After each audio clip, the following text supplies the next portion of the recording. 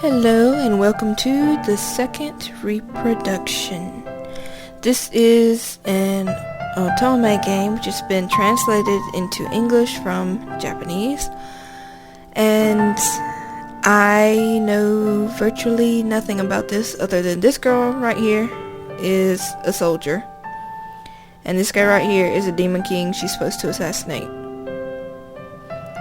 So, yes, I didn't want to do a playthrough on something that I knew a lot of ahead or something that I'd played, because to me it's just so much more fun seeing somebody's first experience with a game. So here we go. I have, however, seen the prologue. Do you want to skip the opening scene? No, I do not. No.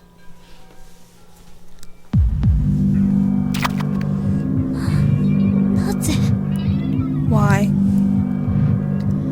And it does have the Japanese voice actors, but I will be doing my own version. I hope I have the voice actors turned down a bit so that you can hear me. The silvery light of the moon bathed upon my palms as a warm, damp sensation crawled along my fingers. The droplets had such a bright, vivid hue that it seemed like the only color allowed in this monotone world. From the corner of my blank mind, dark feelings flooded into me. Isn't this strange? I couldn't have.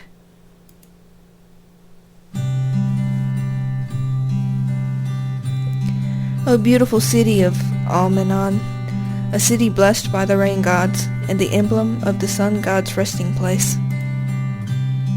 The serene tune of the harp brought music to the sunlit courtyard, accompanied by a beautiful voice. I reached for my teacup and drank, quietly enjoying the music as I savored this tea's flavor. After slowly finishing my drink, I placed it onto the white marble table and glanced towards the two talented yet beautiful girls before me.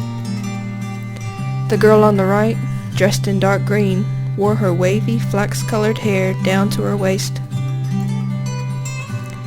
The other wore her glimmering silver hair in a bun, with the loose strands resting on her shapely bosom. The glittering decoration she wore, along with the golden harp her fingers danced across, made her glamour undeniable. Witnessing such a heavenly scene without having to pay so much as a penny made me feel like the luckiest person alive. That sounds odd. As I engrossed myself in the calm atmosphere, a sharp call brought me back to my senses. Hey, Chris, are you listening? Christina.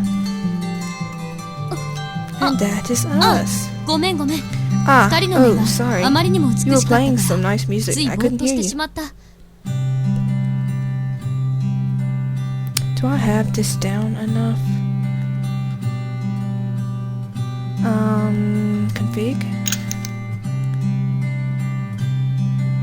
Don't know. Is this the voice or is this the voice? Are any of these the voice?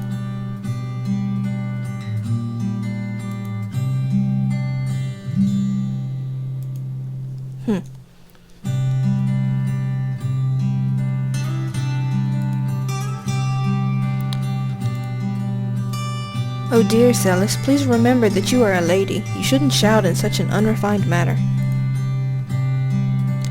While chiding Celis, she politely placed her hands in front of her dress and sat down. The girl named Celis pouted in displeasure and retorted, "But Fiona, I'm only going out of my way to sing because Chris said she wanted to listen." Don't be silly. Chris is still exhausted from her previous battle. Wouldn't you rather take a nap? And just like that, they started to argue. Still, they were both undeniably beautiful. In contrast, my appearance was uncouth to the point where I couldn't possibly be called feminine anymore. Simply put, I was in my military uniform, because we all know women can't look feminine in military uniforms at all. I didn't tie my hair into a bun like Celis. I just left it down. It looked slightly curly, but that was its natural shape. I never bothered making an effort when it came to hair care either. Even though they were both my sisters, our differences in appearance saddened me from time to time. You think so too, don't you, Chris? Chris! ああ、二人の歌は聞いてたよ。歌と寝はしてないから。Yeah. I was listening to the songs you were playing.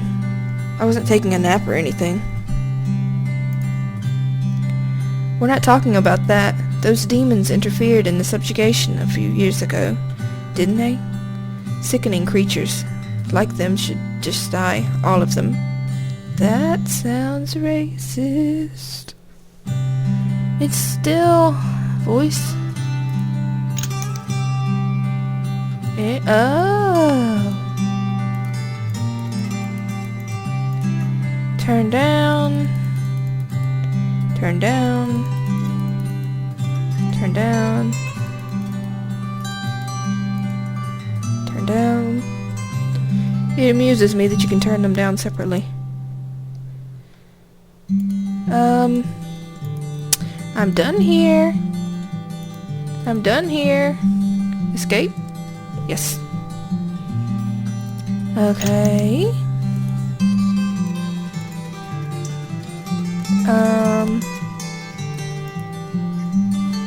Return. Okay, that should help. Apparently the topic changed without me realizing. Sorrow clouded the expression of our eldest sister, Fiona, as she heard Celis's words. Celis, everyone has the right to live regardless of who they are. That's right, Fiona. The same applies for demons. We have never even seen them in person, so why should we despise them so much? If Mother were to hear that, she'd be furious and label you a traitor again. She labels her own daughter a traitor. She sounds lovely. Honestly, why are you so protective of all those horrible things? I don't get you at all. Come on, Christina. Help me knock some sense into her. You fought those things before, right? Da-da-da-da-da-da. Celis's disgust was understandable. Humans and demons had been at war with each other for a long time. Because they were blessed by the moon goddess Lunaria, the demon race's powers were completely different to ours. Lunaria was a goddess who stood against the sun god, whom us humans worshipped. The demons were a ruthless, bloodthirsty race, nothing but savages who indulged themselves in pleasure and always stood against us. Although, according to the history books, humans and demons lived together over 1,000 years ago. But nothing resembling such peace remained today. Instead, champions were called upon to rid the world of demon lords, regarded by many to be the main cause of bad luck and misfortune. And now, only one demon lord remained. They're dangerous, but those demons... Oh, Chris, there you are. A woman with misty gray eyes and long silvery hair called out to me.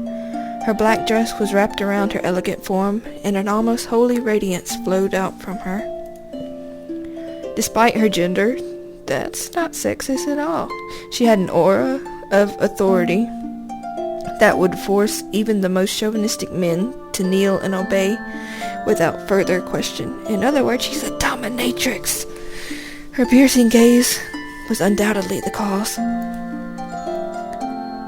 Startled by her presence, the three of us immediately corrected our postures and nervously turned towards her.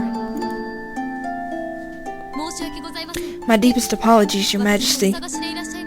Have you been searching for me? I think I'll just turn the voices off entirely.